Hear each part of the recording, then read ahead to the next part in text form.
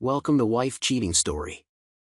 I hope you have an enjoyable and relaxing time listening. Let's get started. My name is Grant Holloway, and 3 years ago, I thought I had everything figured out. Life wasn't perfect, but it was good enough, or so I told myself. I had a steady job as a systems analyst, sitting in a cubicle all day, crunching numbers and fixing code. It wasn't the kind of work that made people jealous, but it paid the bills and kept the lights on. My wife, Celeste, was the real star in our little world. She had this way about her, bright, beautiful, sharp as a tack. People couldn't help but notice her when she walked into a room, and I always felt a little proud that she picked me. Her parents, Marjorie and Cliff, lived just a few miles away, and they were always around, popping into our house like they owned it. I didn't mind too much at first. They were family, after all. Then there was my younger brother, Callum. He used to be the golden kid, smart, athletic, the one everyone said would go far. But somewhere along the way, he lost it all, dropped out of college, bounced between jobs, and ended up on our couch. I let him stay because he's my brother, and I figured I was doing the right thing by helping him get back on his feet. That's what family does, right? You take care of each other. At least, that's what I believed back then. Looking back now, I can see how naive I was. I didn't notice the little things, the way Celeste and her parents would share quick glances when they thought I wasn't looking, or how Callum seemed to linger around her a bit too long when he said goodnight. I told myself it was nothing, just my imagination running wild. I mean, why would I suspect anything? These were the people I trusted most in the world.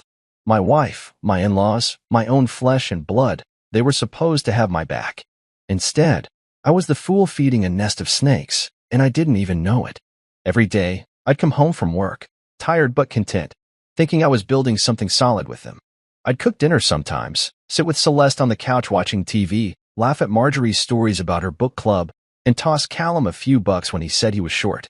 It felt normal, like the life I'd always wanted. But under the surface, something was rotting, and I was too blind to smell it. I remember one night in particular, about a month before everything changed. We were all sitting around the dinner table, me, Celeste, Marjorie, Cliff, and Callum. I'd made spaghetti, nothing fancy, just something to fill our stomachs. The conversation was light, mostly Marjorie going on about some neighbor's new car. I cracked a joke about how I'd stick with my beat-up Toyota forever, and everyone laughed. But then Callum said something under his breath, too quiet for me to catch, and Celeste smirked. It was quick, gone in a second, but it stuck with me. I asked what he'd said, and he just shrugged, shoving a forkful of pasta into his mouth. "Nothing, man, just messing around," he mumbled. Celeste squeezed my hand under the table, her fingers warm against mine, and I let it go. I didn't want to be the guy who overthinks everything, you know? I wanted to trust them. So I smiled, took another bite, and ignored the tiny knot forming in my gut. That knot would grow, though.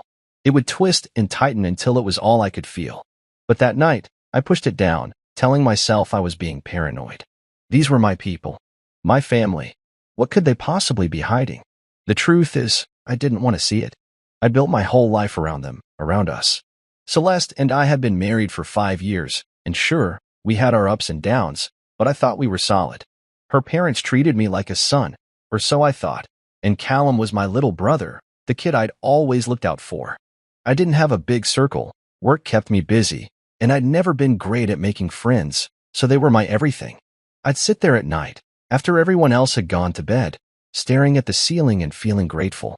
Grateful for a wife who still kissed me goodnight, for in-laws who cared enough to check in, for a brother who needed me. It wasn't flashy, but it was mine. Or at least, I thought it was. Now, looking back, I can see the cracks, how Celeste would stay up late texting someone she wouldn't name, how Marjorie's smiles never quite reached her eyes when she looked at me, how Callum's "thanks, bro" started sounding hollow. I didn't know it then, but I was living with vipers, and they were already coiling around me, waiting for the right moment to strike.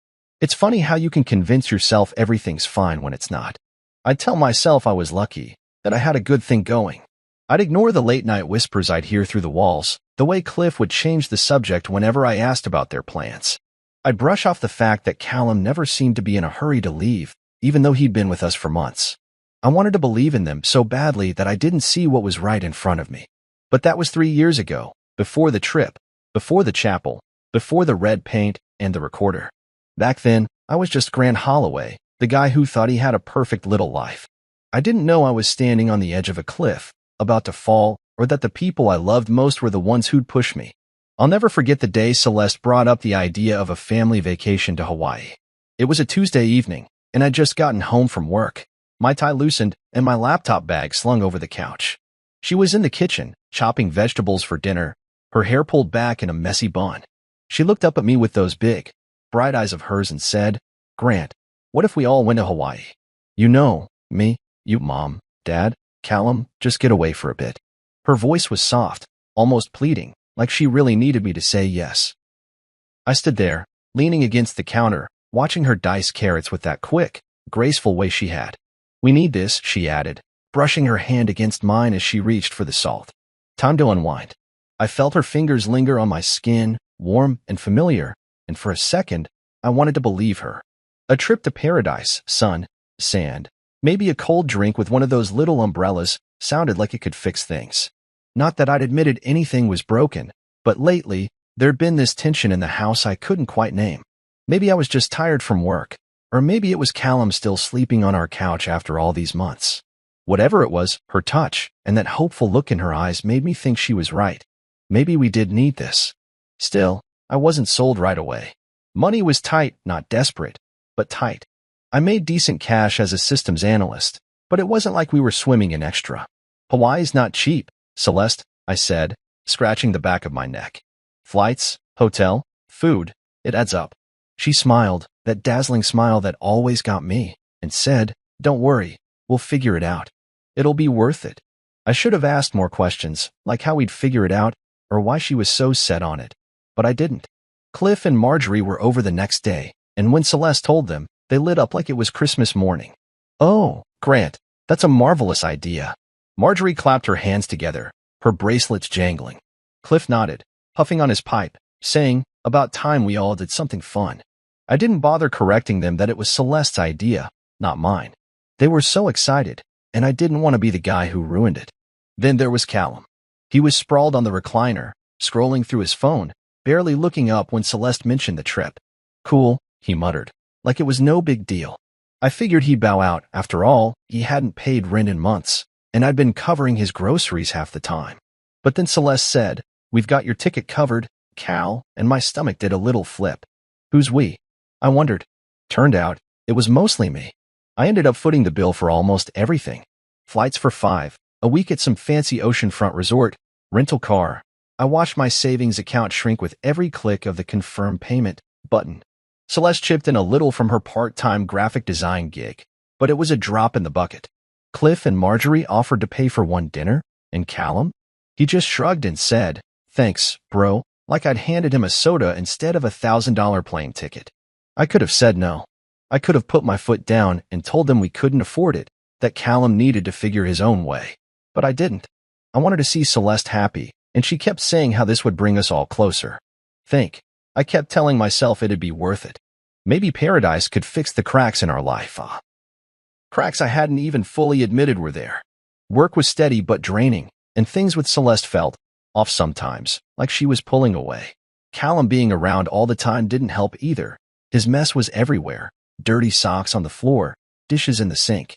And her parents, always in our space, acting like they ran the place. I figured a change of scenery might reset us all, give us a chance to laugh together again, like we used to. I was desperate to believe it could work. The night before we left, I packed my suitcase, folding shirts and shorts while Celeste buzzed around, double-checking her makeup bag. "You excited?" she asked, glancing at me in the mirror. "Yeah," I said, forcing a smile. "Gonna be great." I wanted it to be true. I pictured us all on the beach, me and Celeste holding hands, Cliff and Marjorie sipping cocktails, Callum maybe even cracking a real smile for once. I imagined late-night talks with Celeste under the stars, the kind we hadn't had in a while. I'd been so busy with work, and she'd been distracted, texting someone late at night, saying it was just a client. I didn't push her on it. I trusted her. She was my wife, the woman I'd promised to love forever. And Callum, he was my brother. I'd always looked out for him, even when he made it hard. Her parents? They could be overbearing, sure, but they meant well. At least, that's what I told myself as I zipped up my bag and tried to shake off the unease creeping into my chest. When we got to the airport, everyone was in high spirits. Marjorie kept snapping pictures of the ticket counter, saying, "This is going to be unforgettable." Cliff clapped me on the back, a little too hard, and said, "Good man, Grant, making this happen." Callum just nodded, earbuds in, like he couldn't care less. Celeste squeezed my arm and said, "Thanks for this." "Really?" Her voice was warm, and for a moment, I felt lighter. Maybe I'd been overthinking things. Maybe this trip was exactly what we needed. On the plane, I sat next to her, watching the clouds roll by below us. She leaned her head on my shoulder, and I breathed in the scent of her shampoo coconut, like always. It felt good, normal. I let myself hope. I let myself think that a week in Hawaii could patch up whatever was fraying between us. I didn't know then that I was walking into a trap, that the people I loved most were already plotting something I'd never see coming. All I knew was that I'd spent everything, money, energy, trust, to give them this, and I was praying it'd be enough. The moment we stepped off the plane and into the warm Hawaiian air, I felt a mix of relief and exhaustion. The flight had been long, and I'd spent most of it trying to keep everyone happy, making sure Marjorie had her extra pillow, grabbing Cliff's bag from the overhead bin, nodding along as Celeste chatted about the resort. Now, standing in the open-air terminal with the smell of flowers everywhere, I thought maybe this could work. We piled into the rental car, a big SUV I'd paid extra for, and drove to the oceanfront resort. It was stunning, white sand stretching out forever, waves crashing gently, palm trees swaying like they were welcoming us. I checked us in, handed out key cards, and hauled everyone's luggage to their rooms. Celeste smiled at me as we walked into ours, the balcony overlooking the water, and said, "This is perfect, Grant." I wanted to believe her. I wanted to think we'd finally get a break from the weirdness I'd been feeling back home. But from the second we settled in, something felt off, and I couldn't shake it. It started small. Celeste was different, distant, like her mind was somewhere else. She'd sit by the pool with her sunglasses on, staring out at the ocean, barely talking to me.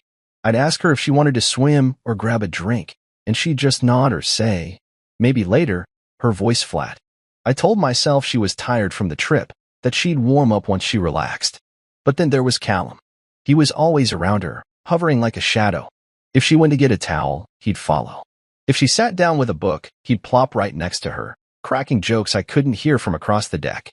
I'd watch them from my chair, squinting against the sun, trying to figure out if I was imagining it. They'd always been close. Callum was the charming one, and Celeste liked his energy, but this felt different. Too close. Too constant. I'd catch him leaning in, whispering something, and she'd laugh in a way she hadn't laughed with me in months. My stomach twisted every time, but I'd push it down. He's my brother, I'd think. She's my wife. I'm being stupid. Then there were her parents. Marjorie and Cliff were acting strange too.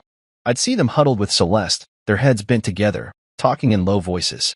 Once, by the resort's tiki bar, I walked up to join them, and they stopped mid-sentence, all three turning to look at me like I'd interrupted something. "What's up?" I asked, forcing a grin. Marjorie waved her hand and said, "Oh, just planning tomorrow," but her smile was tight, and Celeste wouldn't meet my eyes. Cliff grunted and sipped his beer, saying nothing. It happened again the next day, whispers by the breakfast buffet, cut off when I got close. I started feeling like an outsider in my own vacation, the one I'd paid for with my own money. I'd sit there, picking at my food, wondering why they were shutting me out. Was it about me? Were they mad I hadn't planned more activities? I couldn't figure it out, but it gnawed at me, this quiet sense that something wasn't right. Dinner that night was when it really hit me. We were all at this fancy restaurant in the resort, the kind with candles on the tables and waiters in crisp white shirts. I was trying to keep things light, tired of the weird vibes. I held up my lei, the flower necklace they'd given us at check-in, and said, "Hey, what if we all wore these tomorrow? Matching family look, right?" I laughed, expecting them to roll their eyes or play along. Instead, Marjorie let out this sharp little chuckle and said, "You'd be the last to know, wouldn't you, Grant?" Her words hung there, heavy, and then Cliff snorted, and Callum smirked, and Celeste just stared at her plate. They all laughed, this private, knowing laugh that didn't include me. I felt my face heat up, my smile slipping. "What's that supposed to mean?" I asked, keeping my tone light, but nobody answered. The waiter came by with more bread, and the moment passed, but it stuck with me. The last to know about what? It was like they were in on some joke, and I was the punchline. I sat there, pushing my food around, my appetite gone, while they chattered about the beach like nothing happened. That night, I couldn't sleep. Celeste said she needed space, her exact words, and grabbed her sandals to go for a walk alone. She stood by the door, her silhouette framed by the moonlight coming through the balcony, and said, "Don't wait up, okay? I just need to clear my head." Her voice was too calm, too smooth, like she'd rehearsed it. I nodded, lying on the bed, staring at the ceiling fan spinning above me. "Sure," I said, but my mind was racing. Clear her head from what? Me? The trip? Something else? I listened to the door click shut, and then it was just me and the hum of the air conditioner. I tried to relax, to tell myself she was just stressed, but that knot in my gut was back, tighter than ever. I kept replaying the day, the way Callum stuck to her, the whispers with her parents, that laugh at dinner. Her voice echoed in my head, too calm, too planned. I sat up, my heart pounding, and looked out the balcony. The beach was dark, empty except for a few distant figures I couldn't make out. Was she really alone? Or was she meeting someone? I didn't want to think it, but I couldn't stop. Something was wrong, really wrong, and I was starting to feel like the only one who didn't know what it was. By the time she came back, it was past midnight. I pretended to be asleep, my breathing slow and even, while she slipped into bed beside me. She didn't touch me, didn't say a word, just lay there, her back to me. I stayed still, eyes half open, watching the shadows move across the wall. I wanted to ask where she'd been, who she'd been with, but I didn't. I was afraid of the answer, afraid of what it might mean. That night, I realized I wasn't just tired or paranoid. Something was happening, something big, and I was on the outside looking in. I didn't know what yet, but I knew I couldn't ignore it anymore. The perfect little vacation I'd hoped for was slipping away, and I was starting to wonder if I'd ever really had it at all. The next morning, I woke up with a heaviness in my chest I couldn't shake. Celeste was already up, standing by the mirror in our hotel room, brushing her hair with slow, careful strokes. She was wearing a white sundress I hadn't seen before, simple but elegant, the kind that made her look like she belonged on a magazine cover. "Morning," I mumbled, rubbing my eyes as I sat up in bed. She glanced at me through the mirror and gave a small smile. "Morning. I've got an errand to run today, okay? I won't be long." Her voice was light, casual, but there was something in it that made my stomach twist. An errand? In Hawaii? We were on vacation. What could she possibly need to do? I wanted to ask, but my mouth felt dry, and all I managed was a weak, "Sure, no problem." She nodded, grabbed her purse, and slipped out the door before I could say anything else. I sat there, staring at the empty space where she'd been, my mind buzzing. Last night's walk, the weird vibes, and now this, it didn't add up. I couldn't just sit there and wonder anymore. I had to know. I waited 10 minutes, long enough for her to get a head start, then pulled on my shorts and a t-shirt. My hands were shaky as I tied my sneakers, my heart thudding like I was about to run a race. I didn't have a plan, just a gut feeling screaming at me to follow her. I grabbed my wallet and headed out, locking the door behind me. Downstairs, I flagged a cab outside the resort, the driver a laid-back guy with a faded baseball cap. "Just follow that white sedan up ahead," I said, pointing to Celeste's rental car pulling out of the lot. He raised an eyebrow but shrugged and started the engine. "Whatever you say, man." We trailed her at a distance, winding through roads lined with green hills and swaying palms. I kept my eyes on her car, my palms sweating against my knees. Where was she going? Why wouldn't she tell me? The cab smelled like old leather and sunscreen, and every bump in the road jolted my nerves. I told myself I was overreacting, that she was probably just picking up something trivial, a gift, a snack, anything innocent. But deep down, I knew it wasn't that simple. After about 15 minutes, her car slowed and turned down a narrow lane. We followed, the scenery shifting to a quieter stretch of coastline. Then I saw it, a small white chapel, tucked between cliffs and trees, its steeple poking up against the blue sky. It looked peaceful, almost postcard perfect, but seeing her park there made my blood run cold. She stepped out, her dress catching the sunlight, and walked inside without looking back. The cab idled a few yards away, and I muttered, "Stop here." The driver nodded, and I handed him a crumpled 20 before climbing out. My legs felt like jelly as I crossed the gravel path, keeping low behind some bushes. I didn't know what I expected to find, but I couldn't turn back now. My gut had dragged me this far, and it was yelling at me to keep going. I crept toward the chapel's side entrance, staying out of sight, my sneakers crunching softly on the ground. The air smelled salty and sweet, but all I could focus on was the pounding in my ears. I reached the building and pressed myself against the wall, peering through a cracked window. That's when I saw her, Celeste, standing at the altar, her white dress glowing under the soft light filtering through stained glass. My breath caught in my throat, and for a second, I thought I'd lost my mind. She looked like a bride. My wife, my Celeste, standing there like it was our wedding day all over again. But then I saw him. Callum. My brother. He was next to her, wearing a white suit, his hair slicked back, a grin on his face I hadn't seen in years. They were holding hands, facing each other, and the sight hit me like a punch to the gut. I couldn't move, couldn't blink, just stared as my world tilted sideways. The minister stood between them, a small figure in black, his hands raised like he was about to say something. Marjorie and Cliff were there too, sitting in the front pew, smiling like proud parents. My knees buckled, and I grabbed the window frame to steady myself. This couldn't be real. It had to be a mistake, a dream, anything but what it looked like. I stayed there, frozen, my mind racing to make sense of it. Was this some kind of surprise? A vow renewal they'd planned for us? But no, that didn't fit. She'd said, errand, not surprise. And Callum, why was he up there, dressed like that, holding her hand? My chest tightened, and I felt sick, the kind of sick that comes from knowing something awful is true but not wanting to admit it. I edged closer to the side door, pushing it open just enough to slip inside. I stayed in the shadows, behind a wooden screen, close enough to see but not be seen. The air inside was cool, heavy with the scent of flowers and old wood.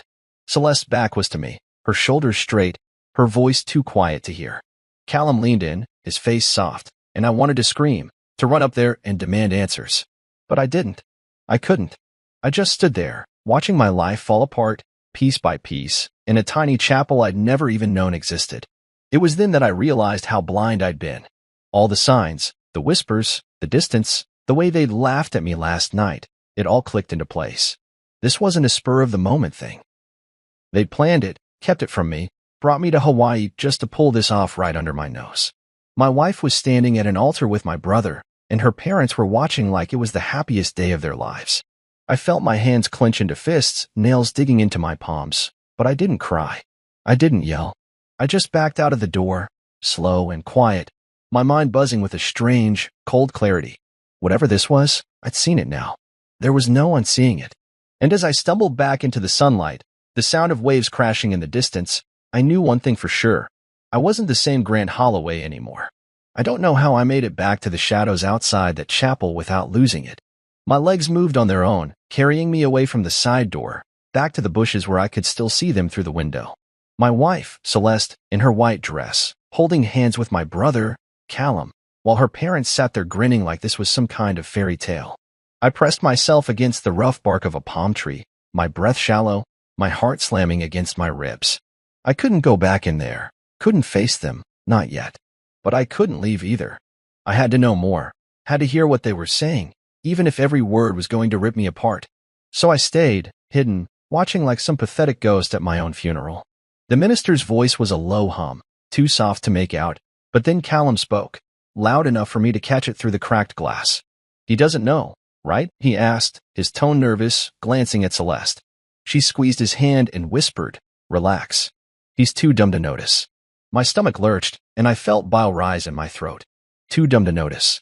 That's what she thought of me. Marjorie let out a chuckle from the pew, her voice sharp and clear. Oh, he's too dumb to notice anything, she said, like it was the funniest thing in the world. Cliff nodded, his pipe clenched between his teeth, a smug little smile on his face. Good thing, too, he muttered. Makes this easier. I stood there, gripping the tree so hard my knuckles turned white, their words slicing through me like knives. They weren't just doing this. They were laughing about it. Laughing at me. My wife, my brother, my in-laws, the people I'd trusted with everything were standing in that chapel, planning something behind my back, and I was the idiot who'd paid for the whole trip. The minister kept talking, his hands moving in some kind of blessing, but I couldn't focus on him. All I could hear was Celeste's voice, soft and sure, calling me dumb. All I could see was Callum's hand in hers, the way he looked at her like she was his. My head spun, and for a second, I thought I might pass out, but I didn't. I stayed upright, forcing myself to watch, to listen, to take it all in. I don't know how long I stood there, minutes, maybe an hour. Time didn't make sense anymore. The ceremony seemed to wrap up.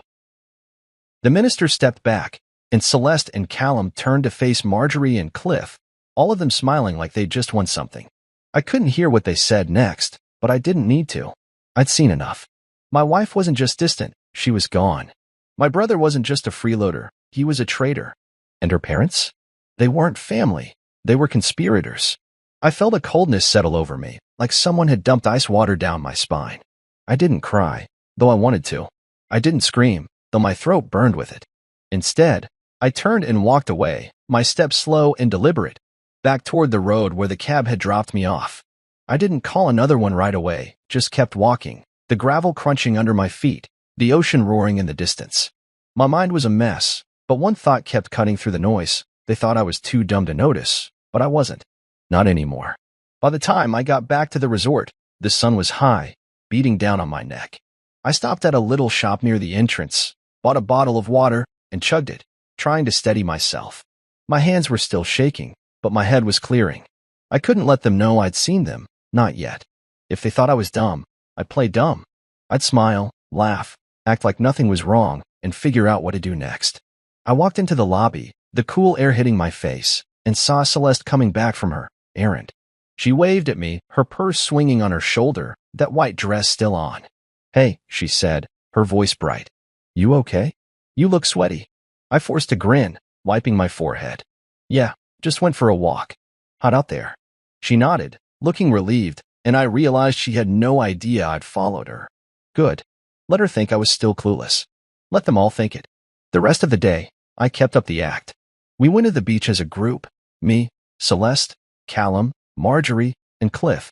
I carried the cooler, set up the chairs, even splashed around in the waves with Callum like we were kids again. He laughed and shoved me, and I shoved him back, grinning like an idiot while my insides churned. Celeste sat under an umbrella, chatting with her mom, and I caught her watching me a few times, her eyes searching. Did she suspect something? I didn't care. I just kept moving, kept talking, kept pretending. At dinner, I ordered a big plate of fish and made dumb jokes about the sunburn on Cliff's nose. They all laughed, and I laughed too, louder than I needed to. Inside, though, I was replaying that chapel scene over and over, her hand in his, her voice calling me dumb, their smug faces. It fueled me, kept me sharp. I wasn't going to break down. I wasn't going to let them win. That night, lying in bed next to Celeste, I stared at the ceiling while she slept.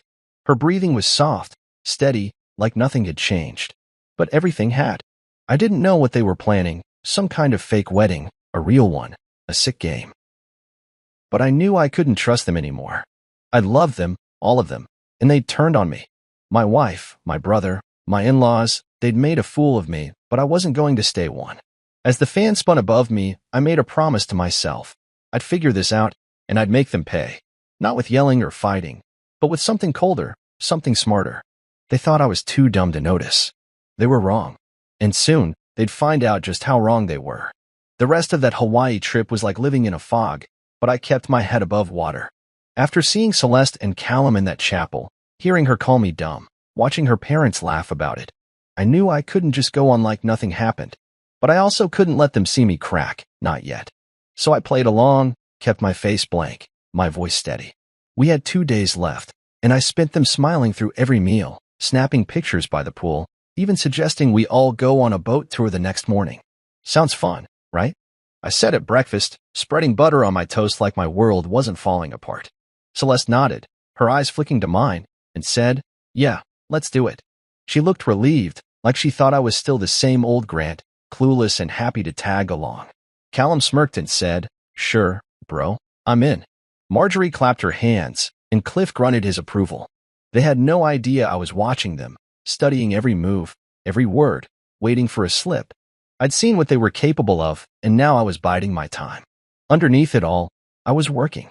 While they swam or napped, I'd slip away to the hotel's business center, a tiny room with a couple of computers and a printer. I'd log in, my fingers shaking as I typed, and start making quiet moves. First, I emailed my buddy Dave from college. He's a private investigator now, works out of Seattle. "Hey, man," I wrote, keeping it vague. "Need some help tracking something. Call me when you can." Then I reached out to my old coworker, Jen, who's good with tech stuff. "Can you look into some accounts for me?" Discreetly, I typed, giving her just enough to go on without spilling everything. I didn't know exactly what I was looking for yet, proof, maybe, or leverage, but I needed people I could trust, people outside their little circle. Every time I sent a message, I'd delete the history, clear the browser, and walk back out like I'd just been checking the weather. Celeste asked once where I'd been, and I shrugged, said, just stretching my legs. She bought it. They all did. Those last 2 days, I watched them closer than ever. Callum stuck to Celeste like glue, always finding some excuse to be near her, grabbing her a drink, adjusting her chair. She didn't push him away, just smiled and let him hover. Marjorie and Cliff kept up their whispers, their heads bent together over coffee or cocktails, glancing at me now and then like I was a problem they'd already solved. I'd catch their eyes and wave, big and dumb, like the Grant they thought I was. Inside, though, I was boiling. Every laugh, every touch between Celeste and Callum, every smug look from her parents, it was fuel. I didn't sleep much those nights. I'd lie next to her, listening to her breathe, wondering how long she'd been planning this, how long they'd all been laughing at me. But I didn't confront her. I didn't storm out. I stayed quiet, cold, focused. The storm was coming, but they wouldn't see it until it hit. When the plane landed back home, I was ready. We'd all flown together, crammed into those tight seats, and I'd kept up the act, chatting about the trip, showing Cliff how to work the in-flight screen, handing Celeste her bag when we got off. They were relaxed, laughing, like everything was normal. I smiled too, but my mind was already 3 steps ahead. As we grabbed our luggage from the carousel, I said, "Hey, I've got to hit the bathroom. Meet you guys at the car." Celeste nodded, and Callum said, "Don't get lost, bro," with that stupid grin of his. I walked away, my duffel over my shoulder, and didn't look back. Instead of the bathroom, I headed straight for the airport exit, flagged a cab, and gave the driver an address, a cheap hotel across town I'd booked from Hawaii. "Step on it," I told him, and he did. I checked in under a fake name, paid cash, and locked myself in a room that smelled like stale cigarettes and bleach. My phone buzzed Celeste, probably wondering where I was, but I turned it off. I didn't need to hear her voice yet. That night, I sat on the lumpy bed, staring out the window at the flickering neon sign across the street.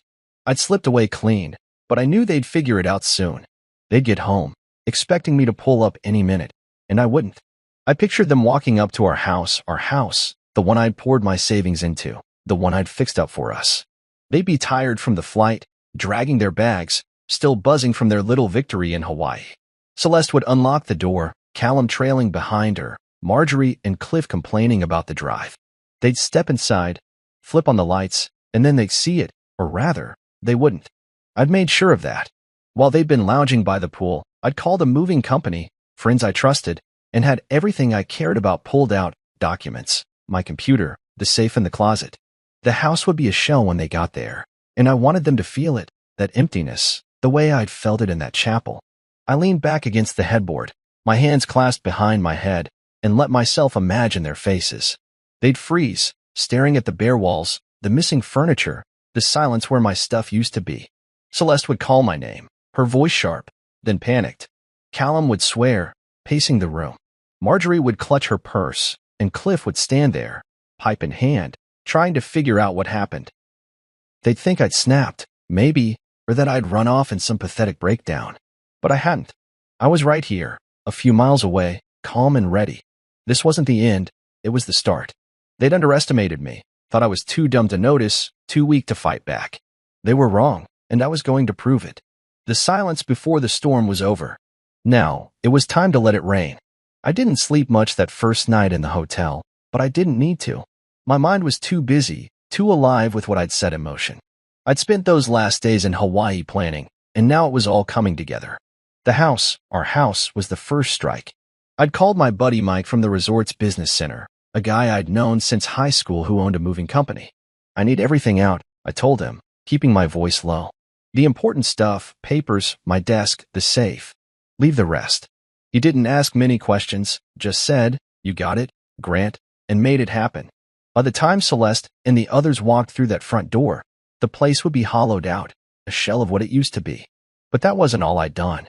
I'd left them something to find, something to make sure they knew I wasn't running away. I was fighting back. I pictured it as I sat on that creaky hotel bed, the cheap lamp flickering beside me, the bare living room, the red paint I'd told Mike to splash across the wall in big, angry letters. I saw everything. It wasn't subtle, but it didn't need to be. They'd know exactly what it meant. I'd gone further, too. On the kitchen island, I'd had Mike leave a stack of papers, divorce forms I downloaded and filled out, asset transfer notices I drafted with Jen's help, and a little black voice recorder labeled Play Me. That recorder was the real knife. I'd bought it in Hawaii, a cheap thing from a tourist shop, and recorded every word I'd overheard in that chapel. Celeste's, "He's too dumb to notice," Marjorie's laugh, Cliff's smug agreement, all of it. I'd sat in the hotel bathroom the night before we left, the shower running to muffle my voice, and added my own message at the end. "You made me believe you loved me," I said into the mic, my voice steady even though my hands shook. "You made me believe I was enough. But I'm done believing. I'm taking back what's mine. It wasn't perfect, but it was raw, and it was me." When they hit play, they'd hear it all, their betrayal, my pain, and the promise that I wasn't going to let them walk away clean. I leaned back against the headboard, staring at the cracked ceiling, and let myself imagine their reactions. Celeste would see the papers first, I figured. She'd drop her bag, her face going pale as she flipped through the divorce forms, my signature already there, cold and final. She'd call out for Callum, her voice sharp, and he'd stumble in, still cocky until he saw the wall. That red paint would hit him like a slap, and I hoped it'd wipe that smirk off his face. Marjorie would clutch her chest, gasping like some old movie star, while Cliff stood there, pipe dangling, trying to process it. Then one of them would spot the recorder. Maybe Celeste would grab it, her fingers trembling as she pressed play. They'd hear her own voice first, that cruel whisper, and I could almost see her eyes widen, her breath catch. Callum would swear under his breath, pacing, while Marjorie and Cliff exchanged looks, realizing their little game was up. My voice at the end would seal it, the quiet, hard edge of it, the words I'd held in for too long. They'd know I'd been there, that I'd seen the chapel, that I wasn't the dumb, trusting Grant they'd counted on. I wanted them to feel trapped, the way I'd felt watching them at that altar. I'd taken other steps, too, before we even left Hawaii. Jen had gotten into our joint accounts, nothing illegal, just using the access I'd given her, and started moving things around. My paycheck was rerouted to a new account I'd set up, one Celeste didn't know about. The emergency fund I'd kept for Marjorie and Cliff, the one they dipped into more times than I could count, was drained and closed. I told Jen, make it look like a glitch for now, and she did. They wouldn't notice until they tried to use it. The house was still in both our names, but I'd already emailed a realtor friend to start the sale process, quietly. No listing yet. I wasn't just leaving them with an empty house, I was cutting them off, piece by piece. Every dollar I'd poured into them, every favor I'd done, I was taking it back. They'd thought I was their bank, their fool. Now they'd see I was something else entirely. Sitting there in that dingy hotel room, I felt a strange calm settle over me. The TV was off, the only sound the hum of traffic outside and the occasional creak of the walls. I didn't need to be there to see their panic. I could feel it from miles away. They'd try to call me, I knew that. My phone was still off, but I could imagine the messages piling up, Celeste's fake concern, Callum's excuses, Marjorie's whining. I wouldn't answer. I didn't need to. The house, the papers, the recorder, they said everything I wanted to say. I'd spent years building a life with them, thinking we were a team, a family. I'd worked overtime to pay the mortgage, fixed the leaky roof, driven Callum to job interviews he never showed up for. I'd loved them, trusted them, and they'd turned it all into a joke. But I wasn't laughing anymore. I was done being their punching bag. I got up, walked to the window, and looked out at the dark street below. A couple of cars rolled by, headlights cutting through the night. I thought about the wedding portrait that used to hang in our living room, me and Celeste, smiling, young, full of hope. Mike had taken it down, packed it with the rest of my stuff, and I didn't know if I'd ever look at it again. That Grant, the one in the picture, was gone. This Grant, the one standing here, hands in his pockets, staring at nothing, was different. Harder. Smarter. They'd pushed me too far, and now they'd face the consequences. The empty walls and red letters were just the beginning. I wasn't running. I wasn't hiding. I was taking back my life, and they were going to feel every step of it. I woke up in that hotel room with the sun sneaking through the blinds, painting thin lines across the stained carpet. My back ached from the lumpy mattress, but my mind was sharp, buzzing with what came next. They'd seen it by now, the empty house, the red paint, the recorder. I could almost hear Celeste's voice cracking as she played my message, feel the weight of their stunned silence. But I wasn't done. That was just the opening move. Now it was time to play the real game, to hit them where it hurt most. I'd spent years letting them take from me money, time, trust, and I'd been too blind to see it. Not anymore. I grabbed my phone, powered it on just long enough to check for a text from my lawyer, Monica Travers. She'd replied late last night. Papers ready. Say the word. I typed back, go, then turned it off again. I didn't need their calls or excuses slowing me down. This was checkmate, and I was holding all the pieces. Monica was a shark, smart, ruthless, and exactly what I needed. I'd met her years ago through a work friend, back when I thought I'd never need a lawyer. Now, she was my weapon. I'd called her from Hawaii, late one night while Celeste slept, and told her everything, the chapel, the betrayal, the money I'd sunk into them.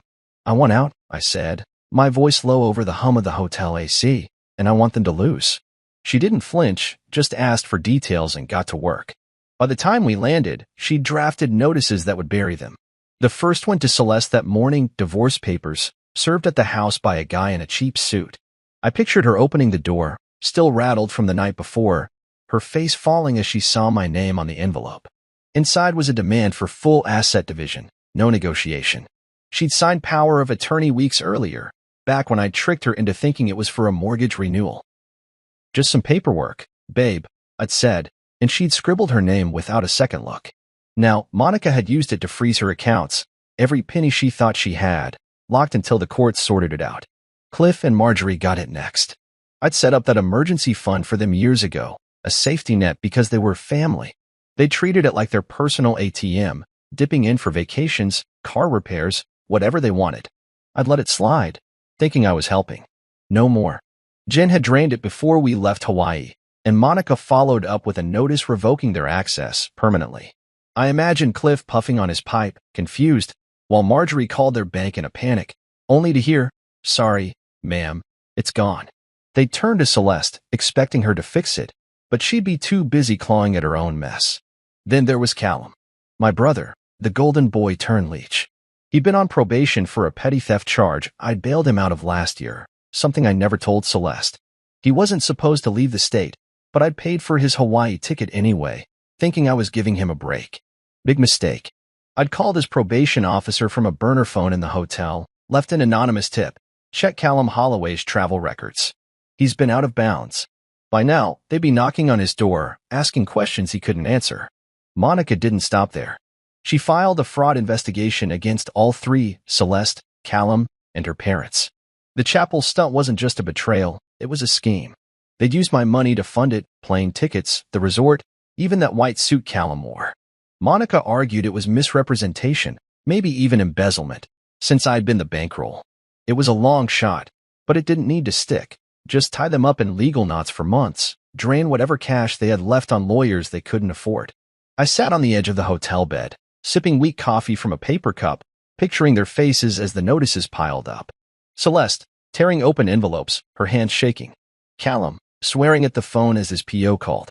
Marjorie and Cliff, huddled in their kitchen, realizing their cushy life was crumbling.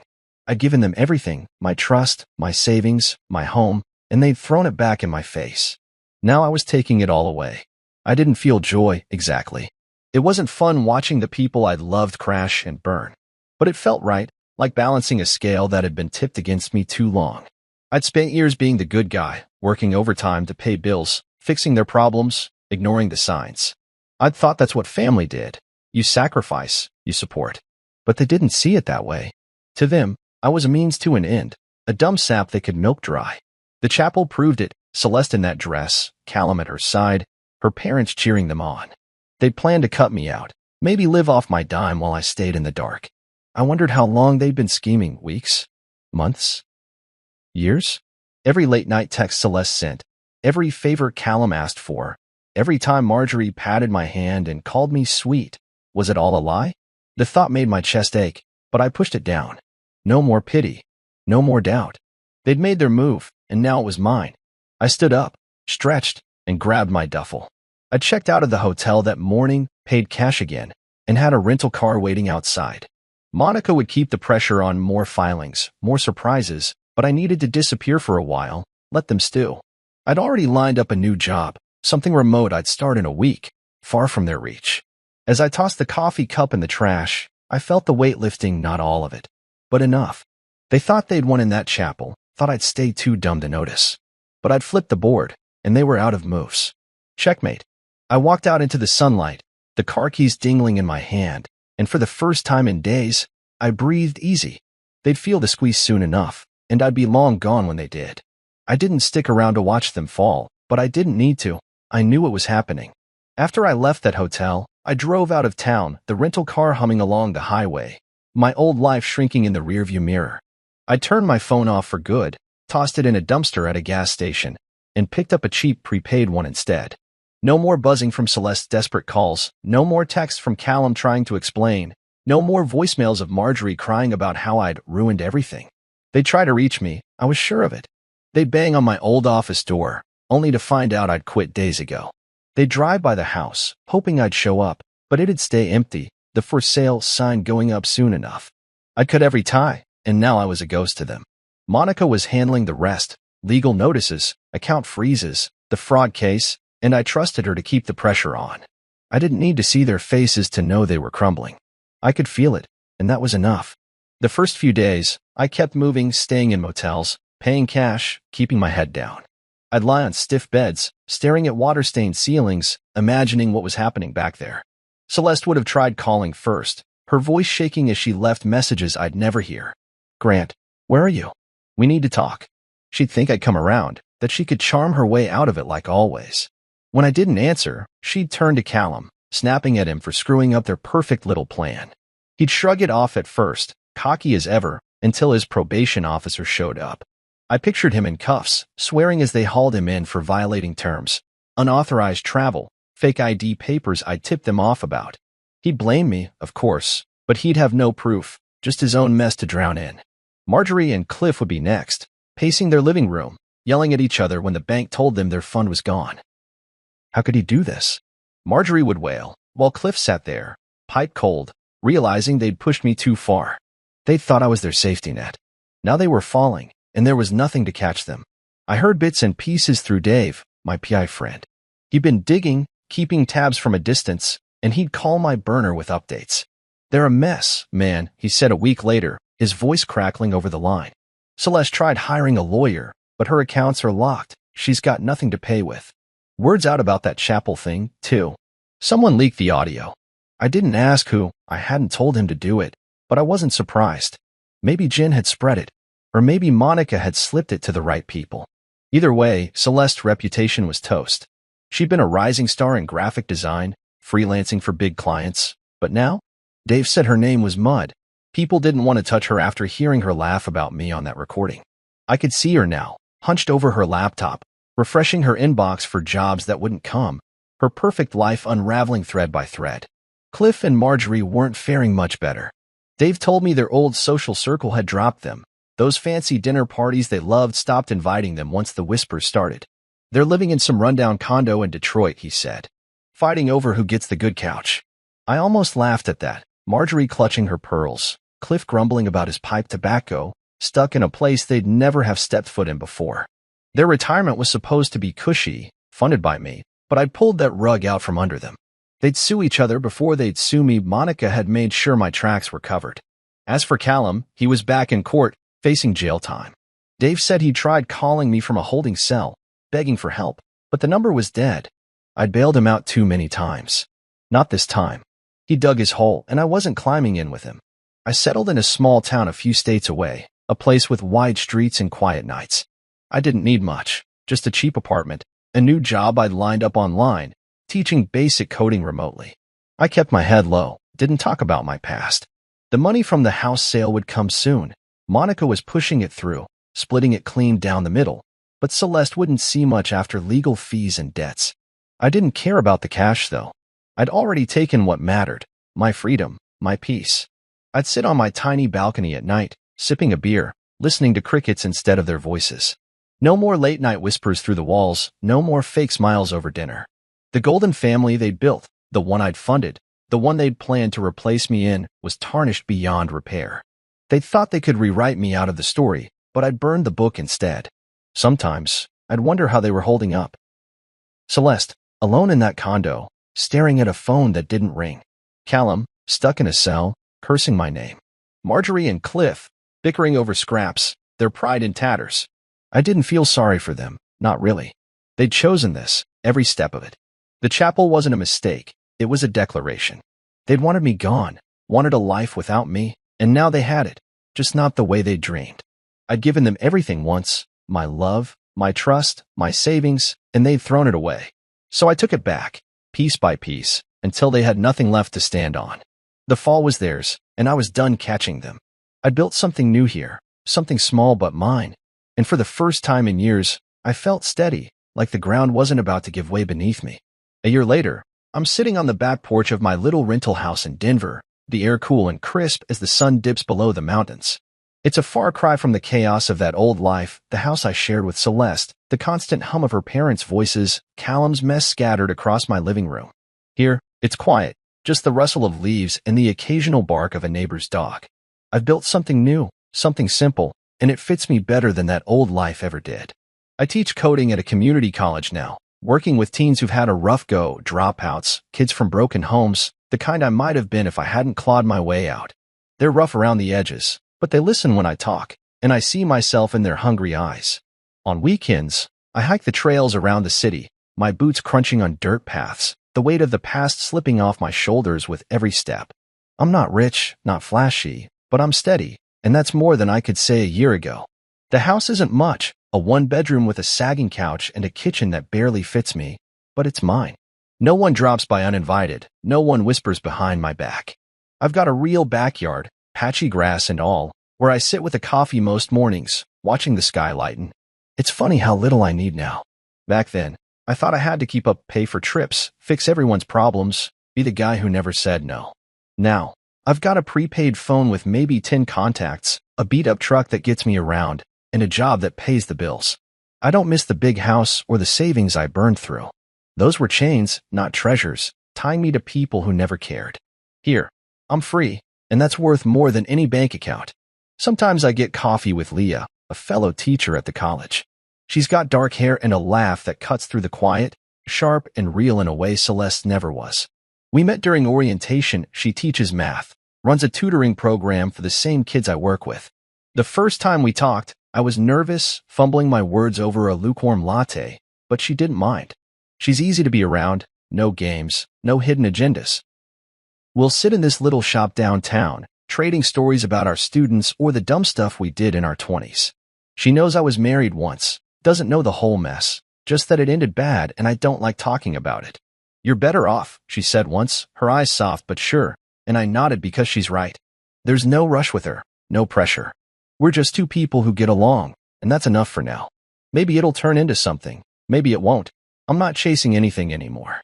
I keep one thing from that old life, tucked in a drawer by my bed, my wedding ring. It's a plain silver band, scratched up from years of wear. I don't look at it often, but it's there, a reminder not of Celeste or the love I thought we had, but of the moment I found myself. I remember slipping it off that night in the hotel, my hand steady as I dropped it into my bag. It wasn't about her anymore, it was about me, about waking up from the lie I'd lived. I'd spent so long believing family was blood, that loyalty came with a ring or a last name. But they showed me different. Celeste in that white dress, Callum at her side, her parents cheering, it wasn't just betrayal, it was a lesson. Family isn't what you're born into or marry into. It's trust, honesty, the people who'd never stab you in the back while you're buying their plane tickets. I didn't have that then, but I'm finding it now, piece by piece. The kids I teach are part of that. There's this one boy, Marcus, 16, all attitude and quick hands. He reminds me of Callum before he went off the rails. He showed up late to my first class, slouched in the back like he didn't care, but he stayed after to ask about loops and code. Now he's there every day, building little programs, talking about tech school. I see the spark in him, the same one I had when I started out, and I push him because I know what it's like to need someone to believe in you. The other teachers, Leah, old Mr. Carson with his bad jokes, they're becoming my people too. We'll grab beers after work sometimes, sit in a dive bar with sticky tables, and I'll laugh harder than I have in years. It's small, messy, real, not the polished lie I lived before. I don't need a big circle anymore. A few good ones, that's plenty. I don't know much about what happened to them, Celeste, Callum, her parents. Dave stopped updating me months ago, and I didn't ask. Last I heard, they were scrambling, broken, but I don't check. They're gone from my life, ghosts I don't need to haunt me. If I had to guess, Celeste is still trying to claw back her career, Callum's in and out of trouble, and Marjorie and Cliff are fading into obscurity. They don't matter now. I've got my porch, my hikes, my kids at the college. I've got Leah's laugh and Marcus's quiet thanks when he nails a project. I've got myself, the me I didn't know I could be stronger, sharper, free. If you ask me what family means now, I'll tell you it's not blood or rings or shared roofs. It's trust. It's honesty. It's choosing the people who'd never put on white in secret behind your back. And here, in this little life I've carved out, I've finally found it.